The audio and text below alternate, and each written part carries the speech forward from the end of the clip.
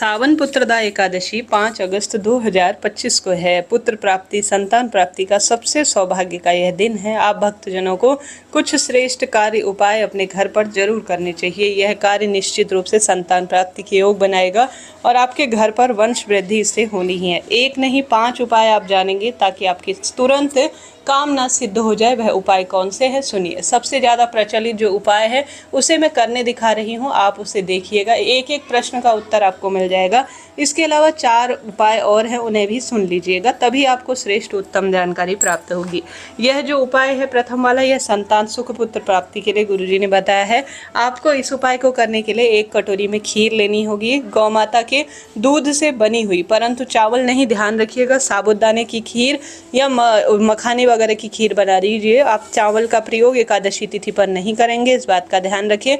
1 कटोरी में घी ले लीजिए। घी आप किसी भी स्वरूप में ले सकते हैं। अब यह स्टील की कटोरी मैंने ली है, आप कागज का छोटा सा दोना ले लीजिए, क्योंकि इसे वापस घर नहीं लाना है, इसे शिव मंदिर में ही छोड़ कर आना है। तो उपाय आप सोच समझ कर ही कीजिएगा।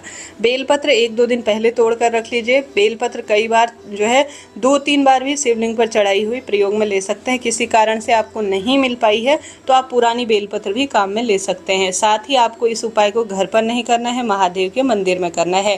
बेलपत्र 2 आवश्यकता है, आप 4, 5, 6 भी ले सकते हैं। जल का लोटा ले लीजिए और गंगा जल उसमें जल के लोटे में डालते हैं तो बहुत बढ़िया है। गंगा जल पितृ दोष की मुक्ति के लिए माना जाता है और पितृ प्रसन्न होते हैं तो वंश वृद्धि अपने आप हो जाती है। साथ ही आपको पूजा की थाली में 2 दीपक भी रखने हैं।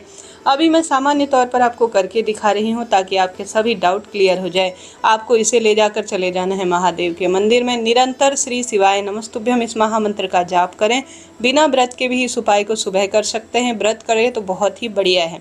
आप सभी को सबसे पहले शिव मंदिर में जाना है। पूर्व दिशा की ओर आपका मुख होना चाहिए, दक्षिण या उत्तर दिशा की ओर ना हो, इस बात का ध्यान रखिए। सबसे पहले गंगा जल मिश्रित जो जल लेकर गए हैं उसे शिवलिंग पर चढ़ा दीजिए। उस जल को भी आप ग्रहण कर सकते हैं, शरीर पर छिड़क सकते हैं, बहुत बढ़िया है। उसके बाद दीपक लगा दीजिए गोल बत्ती का, घी का ही यह दीपक प्रयोग होगा। इस कार्य को करते हुए आप हर हर महादेव मुझे संतान प्राप्ति हो, संतानेश्वर महादेव की जय, हर हर महादेव ऐसी प्रार्थना कीजिए। उसके बाद दीपक लगाने के बाद आपको भोग लगाना है। भोग आप कटोरी में जो लेकर गए हैं उसे वापस घर नहीं लाएंगे, शिव मंदिर में ही उसे छोड़ कर आएंगे। तो दोनों कटोरी का भोग आप शिव मंदिर में जो है प्रसाद स्वरूप आप महादेव इसे ग्रहण करें, ऐसी प्रार्थना करते हुए लगा दीजिए। उसके बाद अपनी इच्छा शक्ति सामर्थ्य अनुसार जितनी भी बेलपत्र ले गए हैं, आपके पास 5 बेलपत्र 2, 4, 6 जितनी भी हैं, शिवलिंग पर अपनी मनोकामना कहकर आप समर्पित कर दीजिए। समर्पित करने के बाद आपको प्रार्थना करनी है। देखिए, प्रार्थनाओं में बहुत बल है, प्रार्थनाओं से ही हर कार्य सिद्ध होता है। आप कहें कि हे महादेव, सावन महीने में मेरी जितनी भी जिस स्वरूप में भी पूजा हो पाई है मैंने करके आपको दी है। आप मेरे सुंदर परिणाम के जो है मुझे भागीदार करें, अपनी सेवा का मुझे मौका दें और इसी तरह से मेरे भाग्य उदय करें। मुझे संतान सुख चाहिए, पुत्र की कामना है, वह प्रार्थना कर कर झोली पसार कर शिवलिंग पर चढ़ाया गया 2 बेलपत्र आप लेकर आ जाइए प्रसाद स्वरूप। यह अभिमंत्रित जो बेलपत्र है वह अपने आप में अद्भुत है। शिव मंदिर के दाहिनी तरफ अर्थात दरवाजे पर आप बैठें, वहाँ पर एक शिव मंदिर के आपके हाथ के दाहिनी तरफ होना चाहिए दीपक जो दूसरा है उसे प्रज्वलित कर दीजिए। वहाँ पर बैठकर एक बेलपत्र को चबा चबा कर खा जाइए। पूरा नहीं खा सकते हैं, तीनों पत्तियों में से थोड़ा थोड़ा आपको खा लेना है। दूसरी जो एक बेलपत्र है, अगर आपके पति आपके साथ है तो वही बैठकर वह खा लें। अगर पति नहीं आ पाए हैं मंदिर तो उनके लिए किसी किताब में, किसी पुस्तक में या मंदिर में छुपा कर रख दीजिए। जब आपके पति कहीं दूर रहते हैं, आते हैं और किसी न किसी स्वरूप में आपके साथ वह रहते हैं, तब उनको खिला दीजिए और मन में प्रार्थना करें कि महादेव यह औषधि रूप में हो जाए और इससे मेरे घर की वंश वृद्धि हो। ऐसी प्रार्थना करते हुए सबसे ज़्यादा प्रचलित उपाय किया जाता है। कोई प्रश्न हो आप पूछ सकते हैं, आपका अपना चैनल है। बढ़ते हैं दूसरे उपाय की तरफ। यह उपाय सब कार्य की सिद्धि के लिए है। नौकरी, धन की कमी, पुत्र प्राप्ति, रोग, कर्ज मुक्ति के लिए बहुत सहायक है। आपको उपाय करने के लिए सुंदर भाव सच्चे मन से लेनी है 5 बेलपत्र। 7 भी ले सकते हैं, 7 या 5 बेलपत्र आप लीजिए। 5 मिल जाए तो बढ़िया है, 7 मिल जाए तो बढ़िया है। जल के लोटे में गंगा जल डालिए और इसे ले जाकर चले जाएं महादेव के मंदिर में। मेरे घर से पितृदोष दूर हो, धन की समस्या दूर हो, कष्ट कर्ज से मुक्ति मिले, ऐसी प्रार्थना करते हुए नंदी बाबा का जो उठा हुआ पैर है अर्थात जो शिवलिंग के आसपास नंदी बाबा बैठे रहते हैं वही हमारे कारक है सभी सुंदर स्वरूप में, अद्भुत रूप में कार्य की सिद्धि के लिए। नंदी बाबा के उठे हुए पैर पर थोड़ा गंगा जल मिश्रित जल चढ़ाएं और अपनी मनोकामना कहकर आप चाहें तो 3 बार स्वधा स्वधा भी बोल सकते हैं। गंगा जल उस जल के लोटे में है और आपको यह सभी सामग्री जो भी बेलपत्र है, गंगा जल मिश्रित जल है, शिवलिंग पर चढ़ा देना है। इसके बाद आते हुए नंदी बाबा के कान में अपनी मनोकामना भी बोल दीजिएगा। जो भी आपकी कामना है सब बोल दीजिए।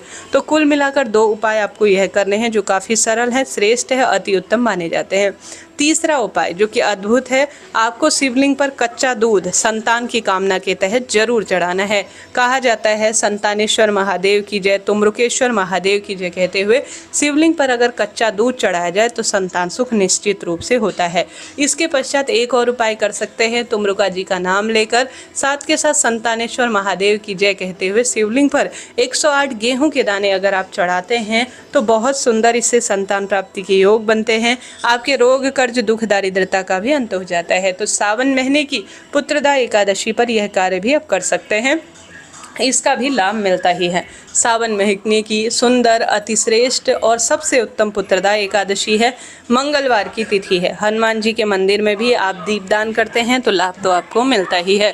सावन का महीना किसी चमत्कार से कम नहीं है। भाग्य प्रबल करने के लिए है, दुख दरिद्रता के अंत के लिए जाना जाता है। इस दिन श्री नारायण के विग्रह स्वरूप अर्थात लड्डू गोपाल के सुंदर स्वरूप को अगर आप शंख में कच्चा दूध भरकर आप संतान की कामना के तहत उन्हें स्नान कराते हैं और उस कच्चे दूध को संतान प्राप्ति हो, पुत्र प्राप्ति के योग बने, ऐसी प्रार्थना करते हुए थोड़ा ग्रहण कर लेते हैं तो इससे स्वतः ही आपके संतान प्राप्ति के योग बनते हैं और निश्चित रूप से जो कामना मन में लेकर आप बैठे हैं वह कामना सिद्ध हो जाती है। इस दिन आप ब्राह्मण भोज घर पर करा सकते हैं। पितरों के नाम से लंबी बत्ती का दीपक अपने घर की रसोई में लगा सकते हैं। घर के दरवाजे पर दीप प्रज्वलित करें।